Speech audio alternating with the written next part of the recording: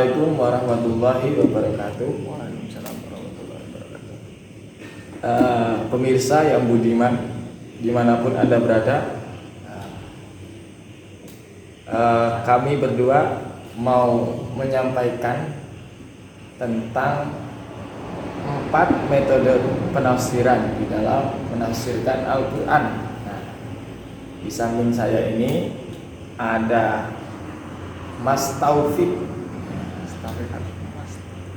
dan saya Muhammad Rusidi, Prodi IAT Stai Subhanul Waton Magelang, semester 7. Dan secara lengkapnya bisa perkenalan sendiri, silakan Mas Taufik. Perkenalkan, nama saya Muhammad Taufik, bisa dipanggil Mas Taufik saja.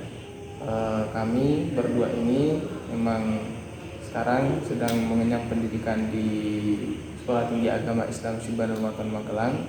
Saat ini kami sudah sampai pada tahap semester 7. Tinggal 1 semester lagi kita akan Go OTW. OTW radio skripsi. Ya. Pada malam hari ini kita mau bahas apa nih, Pak?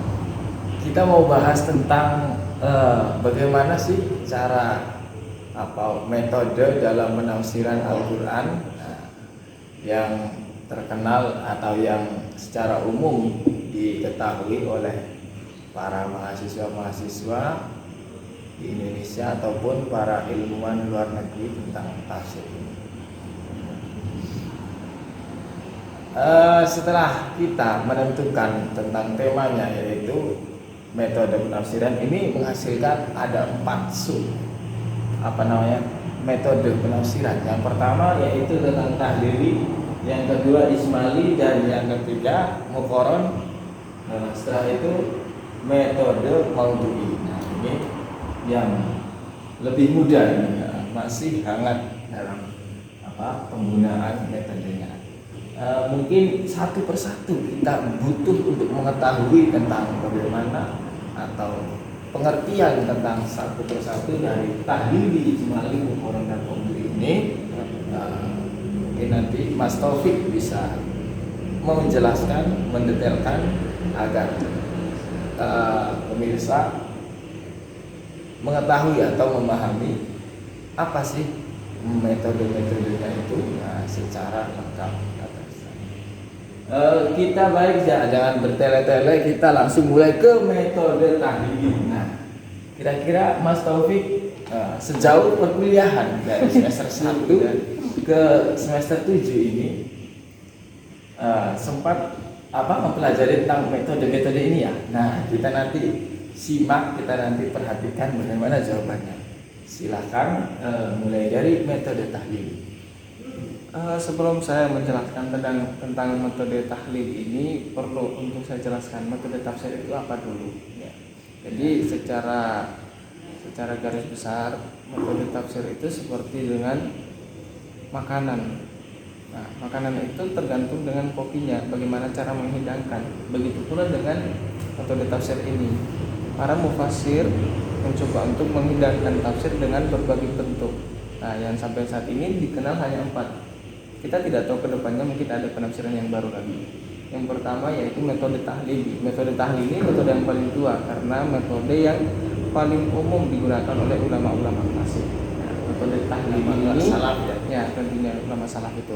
Metode tahlili ini disebut juga dengan metode analisis, di mana metode yang di situ isi atau konten dari tafsirnya itu membahas banyak hal.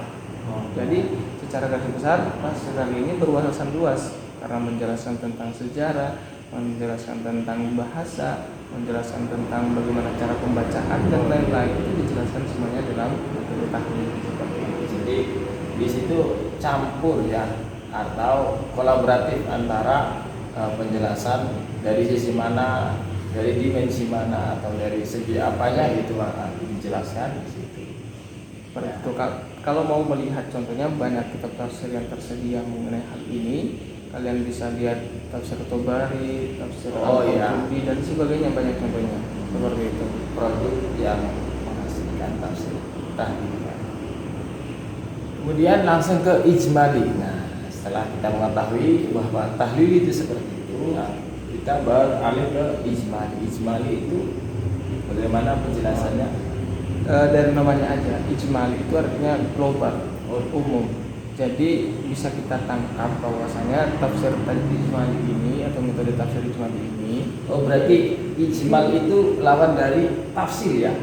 tafsir itu detail, Detail. perincian. Oh iya. Sedangkan ijmali ini lebih umum. Nah, memang tafsir ini dibuat untuk memudahkan karena isi dari tafsir ini memang enggak bertele-tele. Oh. Seperti kamu yang bertele-tele. dan memang khusus apa ya, untuk memudahkan sih sebenarnya. Oh, iya. Isinya ringkas, isinya tidak bertele-tele, dan pemahamannya bisa dipahami secara umum gitu. Seperti itu garis besarnya. Oh iya. Contohnya bisa kita lihat di tafsir Jalalain. Tafsir Jalalain itu termasuk tafsir yang mengadopsi tafsir ijmali ini karena pembahasannya ringan, tidak bertele-tele, dan tentunya ringkas dan sangat mudah untuk dipahami bagi pemula tentunya.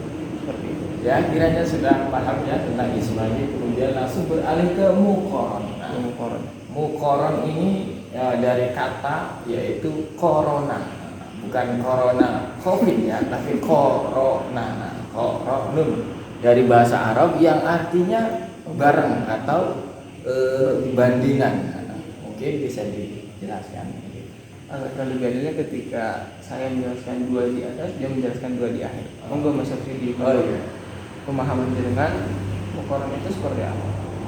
Nah, ini merupakan umpan balik ya dari teman saya ini, Mas Taufik, bahwa saya pertama menanyakan, kemudian dia menanyakan ulang. Nah, dengan niat yang baik saya akan menjawab bahwasanya tafsir muqaran atau metode muqaran ini. Nah, jadi kita mencoba menafsirkan satu ayat, yang mana satu ayat itu kita bandingkan dengan ayat yang lain yang subtemanya sama atau yang pokok pembahasannya sama. Nah, di situ ketika kita sudah membandingkan, kita akan menghasilkan kesimpulan atau menghasilkan perbandingan antara makna yang dituju. Nah, itu kurang lebihnya seperti itu. Itu dari muqaran ya. Apakah timbul pertanyaan apakah muqaran ini hanya sekedar membandingkan ayat dengan ayat saja atau lebih luas lagi? Oh iya, ini muqaran ini tidak hanya ayat sebagai ayat dengan ayat saja, bisa jadi mufasir dengan mufasir yang lain atau dengan konteks yang lain yang lebih luas lagi. Nah, itu tidak terbatas dengan tekstual atau ayat yang dibandingkan, namun juga Al-Quran juga bisa dibandingkan dengan kitab-kitab samawi yang lain.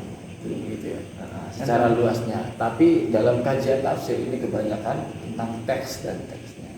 Jadi secara garis besar, kalau metode tafsir muqaran ini kita bisa melihat perbedaan, bisa melihat persamaan. Oh iya. Dibandingkan Ya, fungsinya membandingkan itu seperti itu.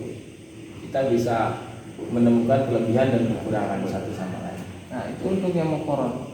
Sekarang untuk yang maudhu yang terakhir ini, metode tafsir maudhu ini seperti apa ya?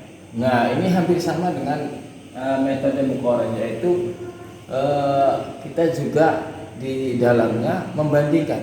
Nah, ada fase untuk membandingkan, yaitu bagaimana? Nah, dari maudhu'i ini adalah kita menghimpun semua ayat-ayat di dalam Al-Quran yang temanya sama. Nah, kemudian kita menarik sebuah natijah. Natijah itu adalah kesimpulan dari semua yang kita pelajari. Jadi satu persatu ayat yang kita himpun itu kita dalami satu persatu, kemudian menarik dari semua yang kita pelajari itu, dari ayat-ayat yang sudah dihimpun, kita tarik sebuah kesimpulan atau benang merah.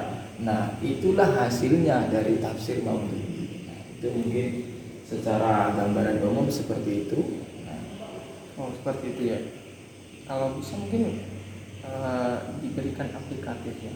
Contoh penafsirannya seperti apa? Oh iya, tentang tafsir maudhu'i ini bahwa yang kita rasakan dalam hal beragama ini ya, yang mungkin juga harus diterapkan di negara ini, Indonesia Raya ini, bahwa dalam beragama kita harus moderat.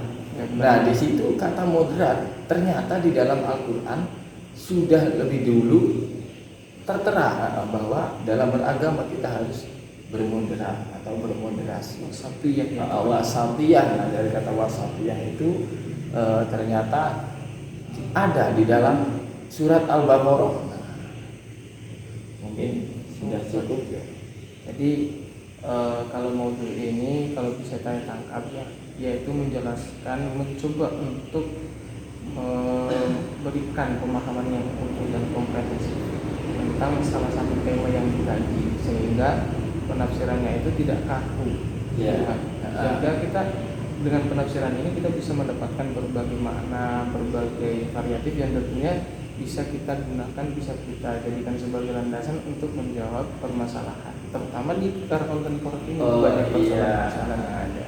Ya, jadi secara garis besar seperti itu ya. Kiranya seperti itu yang bisa kami sampaikan dalam kesempatan diskusi. Ini malam-malam diskusi ya, sangat diskusi yang sekali ya. Mungkin itu saja dari kami berdua. Kami pamit. Mungkin bisa berjumpa lagi. Terima kasih banyak atas partisipasinya. Wallahu a'lam bishawab. Assalamualaikum warahmatullahi wabarakatuh.